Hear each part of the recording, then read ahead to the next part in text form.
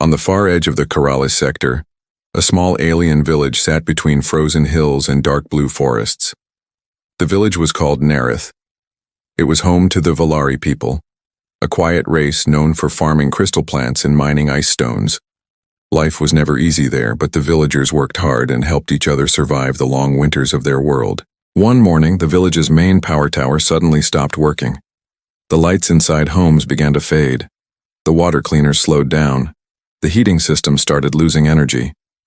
The village elders gathered near the tower with worried faces. They knew that if the machine stayed broken, the entire village could freeze within days. The elders sent an emergency signal to nearby systems asking for help. After many hours, a small human repair ship answered the call. The ship landed near the village square as children watched from behind walls and windows. The door slowly opened, and a human stepped out carrying a heavy toolbox in one hand. His name was Ethan Walker. He was a human repairman from Earth Contract Services. His brown jacket looked old, and his boots carried dust from many planets. He looked around the village quietly before walking toward the broken tower. The villagers followed him with nervous eyes as he studied the damaged machine. Ethan opened several panels and checked wires, circuits, and energy pipes. He worked silently for almost an hour. Finally, he closed his tools and looked toward Elder Varen, the leader of the village. His face was serious. The repair would not be simple. Several important parts inside the tower had completely burned out. Elder Varen lowered his head slowly. He already feared what would come next. In most parts of the galaxy, repairs like this cost more than small villages could ever pay. Nerith had suffered bad harvests for 2 years. Their savings were gone. Even their emergency funds had already been spent during the last winter storm. "We cannot afford the repair cost," Elder Varen finally admitted. "Our people have nothing left to trade. No credits, no minerals, no fuel reserves." The old alien looked ashamed as he spoke. Around him, the villagers remained silent. They had seen many workers leave after hearing those same words before. Ethan simply nodded once. He did not look angry or disappointed. He looked back at the damaged tower and remained quiet for several seconds. The villagers exchanged confused looks with each other. They expected him to return to his ship immediately and leave before wasting any more time. A young Valari child stepped closer to her mother and whispered softly, "Is the human leaving now?" Her mother gave a sad nod. That was how business worked in the galaxy. Nobody worked without payment. Nobody stayed without profit. The villagers had already accepted their fate before the human even answered. Instead of walking toward his ship, Ethan picked up his toolbox again. He looked directly at Elder Varen and asked a simple question. "Can you show me the maintenance records for the tower?" The village square became completely silent. Even the cold wind seemed to stop moving for a moment. Elder Varen blinked in surprise. "You still wish to inspect it further?" he asked carefully. Ethan nodded again. "Maybe there is another way," he replied. The villagers stared at each other in confusion. No repairman had ever asked for maintenance records after hearing there would be no payment. For the next 2 hours, Ethan studied every report the village had saved over the years. He climbed inside old tunnels beneath the tower and checked ancient power lines that had not been opened for decades. Snow slowly covered his shoulders while he worked, but he never complained or stopped. As darkness arrived, the village lights became weaker. Families gathered together inside cold homes, waiting for the human to finally leave. Many believed he was only delaying his departure until morning. Others feared he was calculating how much debt the village now owed him for his time. Late that evening, Ethan walked back into the village square carrying a list in his hand. The elders quickly gathered around him. Elder Varen prepared himself for the final cost that they could never pay. Instead, Ethan placed the paper on the table and pointed toward the damaged tower. "The repairs are possible," the human said calmly. "But I will need to start tonight if we want the village to survive the storm coming tomorrow." The elders looked at him with shock. Then Elder Varen asked the question everyone was thinking. "But why are you still here?" The village square remained silent after Elder Varen asked his question. Ethan looked at the old alien for a moment before giving a small smile. Because the problem is not finished yet, he answered calmly. The elders looked at each other with confusion. In their part of the galaxy, workers stayed only if they expected payment. The human's answer made no sense to them. Without saying anything else, Ethan opened his toolbox and walked back toward the power tower. Snow was already falling from the dark sky above Nerith. The cold wind became stronger with every passing hour. Ethan climbed onto the metal platform and removed another damaged panel. The villager stood nearby, watching his every movement carefully. Inside the tower, the damage was worse than Ethan expected. Several energy lines had melted completely. The main power core was cracked from years of poor maintenance. Some parts looked older than Ethan himself. He shook his head quietly while writing notes on his small data pad. The village had been surviving on borrowed time for many years. As night covered the village, small groups of Valari citizens gathered outside their homes. They whispered to each other while watching the human work under portable lights. Some believed he was trying to earn the village's trust before asking for something valuable later. Others feared he might take ownership of their farms as payment. Nobody believed he was helping for free. Near midnight, a small Valari child named Luma slowly walked toward the tower. She carried a warm drink in both hands while her mother watched nervously from behind. The young girl stopped a few steps away from Ethan. "My mother says workers need food when they work," she said quietly. Ethan accepted the drink with a thankful smile. "Thank you," Ethan replied as he took a small sip. Luma looked at the broken machine and then back at the human. "Will you leave tomorrow?" she asked carefully. Ethan looked toward the sleeping village below the tower. "That depends on the tower," he answered. "If the tower survives, maybe the village survives too." Luma frowned in confusion at his answer. "But we cannot pay you," she said honestly. Ethan gave a small laugh before returning to his tools. "Back on Earth, my father repaired tractors for farmers during bad years," he explained. "Sometimes helping people was more important than receiving money." The young Valari stared at him as if hearing impossible words. By morning, the first stage of repairs was complete. Power slowly returned to several homes near the center of the village. Lights flickered back to life one by one across the snow-covered streets. Families stepped outside in surprise as heaters started working again. For the first time in days, hope returned to Nerith. The villagers quickly gathered around the tower as Ethan continued his work. Elder Varen looked at the restored power lines with disbelief. "You repaired this section during the night?" he asked. Ethan nodded while tightening another connection pipe. "Only temporary repairs," he answered. "The real problem is still deeper inside the system." The elder lowered his head with worry once again. "Then the village is still in danger?" he asked quietly. Ethan pointed toward a damaged section on his scanner screen. The main energy converter was failing rapidly. If it broke completely, every repair they had made would become useless. Worse still, replacement parts were extremely expensive. Elder Varen's shoulders dropped in defeat. "We have no way to buy such equipment," he admitted. The surrounding villagers looked toward the ground in silence. Ethan studied the scanner for several seconds without speaking. Then he walked toward his small repair ship parked near the village entrance. The villagers watched him go with heavy hearts. "He is leaving now," one villager whispered sadly. Others nodded in agreement. They believed the human had finally reached the limit of what he was willing to do. Even Elder Varen expected to hear the engines of the ship starting soon.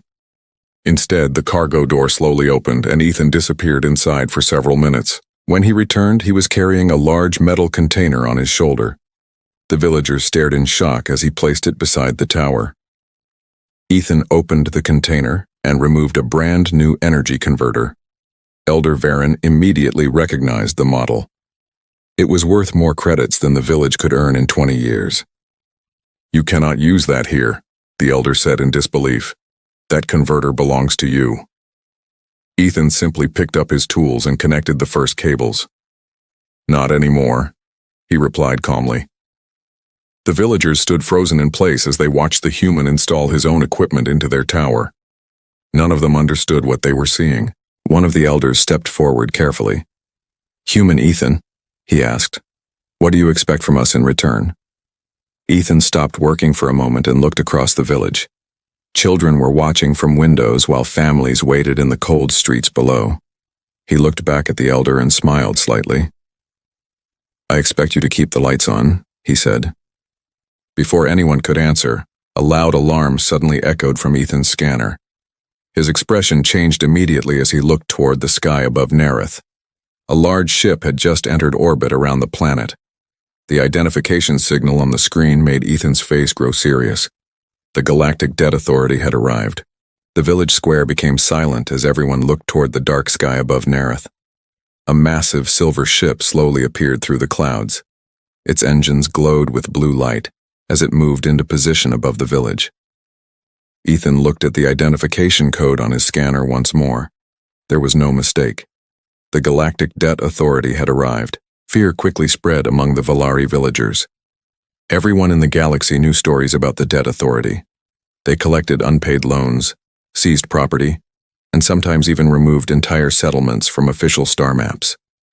Small villages like Nerith rarely survived their visits.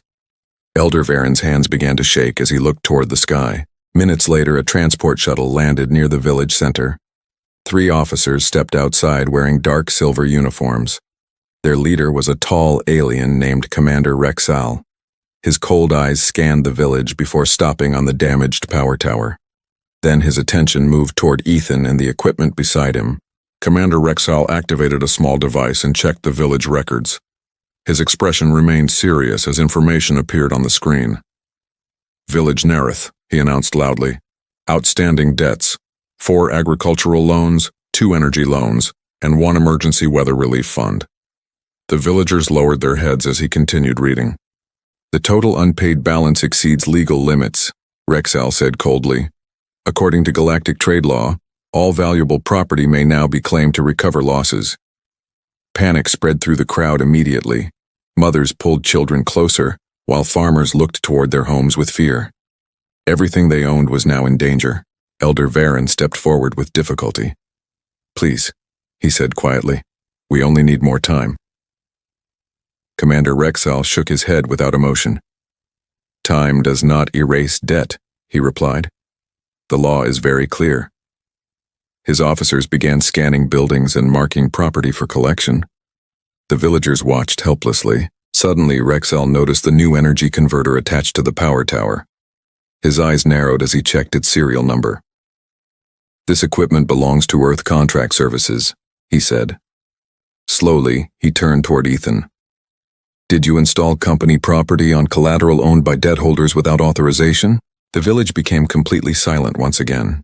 Ethan calmly placed his tools on the ground before answering. "Yes," he replied simply. Commander Rexal stared at him in disbelief. "You understand that this violates several trade regulations?" he asked. Ethan nodded as if he already knew the answer. One of the officers stepped forward with surprise in his voice. "Human, that converter alone is worth more than this entire village." Ethan looked toward the homes surrounding the square. Warm lights were shining through the windows once again. Families who had prepared for darkness now had heat and power. "That may be true," Ethan answered quietly. "But a machine is still just a machine." Commander Rexal crossed his arms as he studied the human carefully.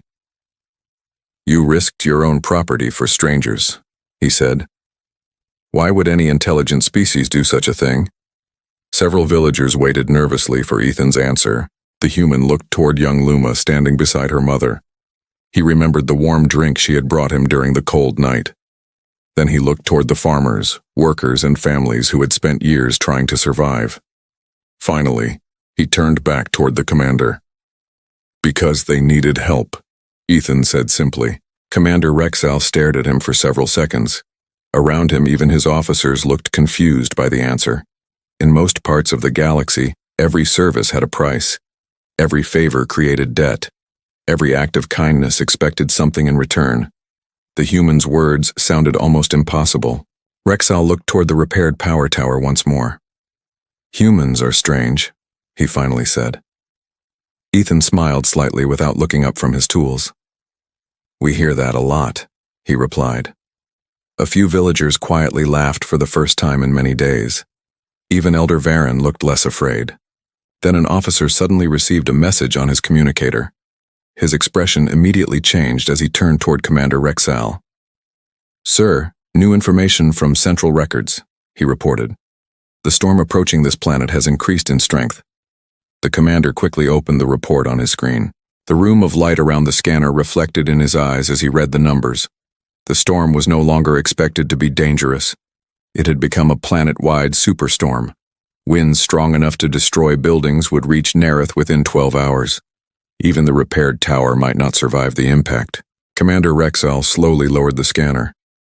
"If the tower fails during the storm," he said quietly, "this village will not survive the night." For the first time since arriving, even the officers of the Debt Authority looked worried. Ethan closed his toolbox and looked back toward the power tower. Then he said something that shocked everyone standing there. "Then we need to make it stronger." The cold wind grew stronger as dark clouds covered the sky above Nerith. Snow began falling heavily across the village streets. Commander Rexall looked at the storm report again and frowned. The numbers were getting worse every minute. If the power tower failed during the storm, the heating systems would stop completely. Ethan climbed back onto the repair platform without wasting another second. He checked the support beams around the tower and quickly understood the problem. The energy systems were repaired, but the structure itself was too weak. Strong winds could tear the tower apart before morning arrived. The village needed more than repairs now. "We need reinforcement plates and support cables," Ethan said while studying the tower. Elder Varen lowered his head sadly. "We do not have such materials," he replied. Years of hardship had emptied the village storage rooms. There was simply nothing left to use. The storm was coming faster than anyone expected. Commander Rexall looked toward his officers standing beside the shuttle. Their transport carried emergency construction equipment for official operations. According to regulations, those supplies could only be used for Debt Authority missions. Using them to help debt holders was strictly forbidden. For several moments, the commander remained silent. Ethan noticed his hesitation immediately. "Rules are important," the human said while tightening another bolt. "But dead villagers cannot repay debts." Rexall looked at the human with surprise. The words were simple, but they carried a truth he could not ignore. Slowly, he looked back toward the frightened villagers. Children were being moved into shelters while families secured their homes. Some villagers had already started preparing goodbye messages for relatives living on other worlds. They believed the storm would destroy everything they had left. Commander Rexall had seen many debt settlements before, but he had never seen people preparing for the end. After a long silence, Rexall turned toward his officers. "Unload the support cables and reinforcement plates," he ordered. The officers looked at him in complete shock. "Sir, that violates emergency resource policy," one officer warned immediately. Rexall looked toward the dark clouds above the village. "Then record the violation in my report," he answered calmly. The officers quickly began unloading equipment from the shuttle. The villagers watched with disbelief as Debt Authority workers carried supplies toward the tower. Elder Varen could hardly believe what he was seeing. For the first time in memory, debt collectors were helping the people they came to investigate. The impossible was becoming reality. For the next several hours, humans, Valari villagers, and Debt Authority officers worked side by side. Ethan directed the repairs while others secured the tower supports. Farmers carried equipment through deep snow, while children delivered tools and warm drinks. Nobody spoke much about debts anymore. Everyone had a single goal now. As night arrived, the storm finally reached Nerith. Powerful winds shook the village with incredible force. Snow covered buildings within minutes as visibility disappeared completely. The repaired tower groaned under the pressure of the storm. Support cables stretched tightly as the structure fought against the violent winds. Everyone watched the tower with fear in their eyes. Suddenly, a loud, cracking sound echoed through the air. One of the main support beams had started breaking apart. The upper section of the tower leaned dangerously to one side. Several villagers screamed as pieces of metal crashed onto the frozen ground below. If the beam failed completely, the entire structure would collapse within minutes. "We need another support cable now," Ethan shouted over the storm. An officer quickly checked the equipment supplies. His expression immediately turned pale. The final cable was still inside the shuttle, parked hundreds of meters away. Reaching it in this storm would be almost impossible. The winds had become strong enough to throw someone off their feet. Without saying a word, Commander Rexall grabbed his safety gear. Before anyone could stop him, he stepped into the storm and disappeared into the snow. The villagers watched in shock as the Debt Authority commander fought against the wind. Every step became harder as the storm pushed against him. Minutes felt like hours. Then, through the snow, a shadow slowly appeared. Commander Rexall emerged from the storm carrying the heavy cable across his shoulders. Ethan immediately rushed forward to help him secure it to the tower. Together they locked the final support into place just seconds before another powerful gust hit the structure. The tower shook violently, but remained standing. For several moments, nobody moved. Then lights slowly began turning on across the village once again. Warm air returned to homes as cheers filled the frozen streets. Families hugged each other while children laughed with relief. Even some officers of the Debt Authority smiled quietly to themselves. Against every expectation, Nerith had survived the storm. Commander Rexall looked toward Ethan as snow continued falling around them. "Human," he said quietly. "Perhaps your species understands something the rest of us forgot." Ethan smiled and looked toward the lights shining across the village. "Maybe," he replied. But the story of Nerith was only beginning. Morning finally arrived over the village of Nerith. The storm clouds slowly moved away, leaving fresh snow covering the streets and rooftops. The power tower stood proudly in the center of the village, its lights shining brighter than ever before. Warm air flowed through homes once again.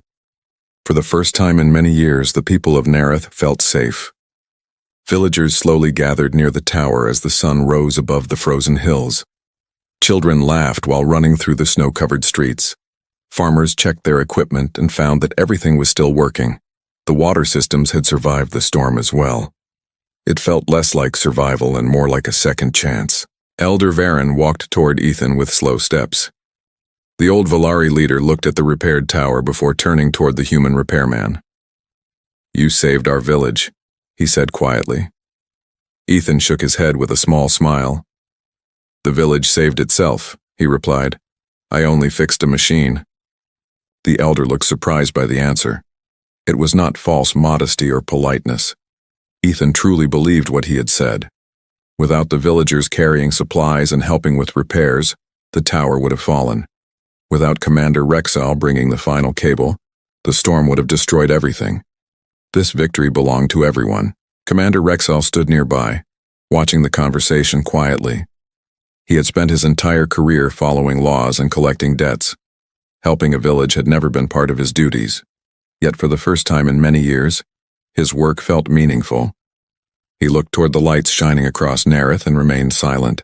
Later that day, the Debt Authority officers completed their final reports. Many expected Commander Rexall to write violations and penalties against Ethan. Instead, he entered something very different into the official records. His report described the actions of the human repairman during the emergency. It also included one sentence that surprised everyone. Human intervention prevented the total loss of village Nerith. The report quickly spread through government offices and trade stations across nearby systems. Officials were confused by what they were reading. A human repairman had used his own equipment to save strangers. A Debt Authority commander had broken regulations to help debt holders survive. None of it followed normal galactic logic. News networks soon picked up the story. Merchants discussed it in busy spaceports. Captains shared the report during long journeys between stars. More and more people began asking the same question. Why would humans help others without expecting payment? The answer was something many species had forgotten long ago. Weeks later, messages started arriving at Nerith from nearby worlds. Some villages offered spare equipment. Others donated seeds, tools, and building materials. A few worlds even canceled old debts connected to the village. The kindness of one human had started a chain reaction across the sector. Compassion was spreading faster than trade agreements ever had. As for Ethan, he never stayed long enough to enjoy the attention. One cold morning, he quietly loaded his tools back onto his repair ship. There were other colonies and other broken machines waiting somewhere among the stars. Helping people was simply part of the job as far as he was concerned. Before leaving, young Luma ran toward the ship carrying a small package in her hands. Inside was a handmade crystal carved by the children of Nerith. It was not valuable by galactic standards. It had no market price and no trade value. But to Ethan, it meant more than credits ever could. Payment for the repairman, Luma said with a smile. Ethan looked at the crystal for several seconds before accepting it carefully. This may be the best payment I ever received, he replied. The young girl smiled proudly while the villagers gathered nearby to say goodbye. Even Commander Rexel stood beside them in silence. As the ship prepared for departure, Elder Varen stepped forward one final time. "The galaxy will remember what you did here," he said. Ethan looked back toward the village lights shining against the snow. Then he smiled and climbed into his ship. A few moments later, the engines came to life. The ship slowly disappeared into the sky above Nerith. Years later, travelers passing through the Coralis sector would often hear an old story. It was the story of a poor village that could not pay its repair bill. It was the story of a debt authority commander who broke the rules to save lives. But most of all, it was the story of a human who refused to leave. And across the stars, people remembered the lesson he left behind. Some species trade in credits, some species trade in power, but humans sometimes help simply because someone needs help.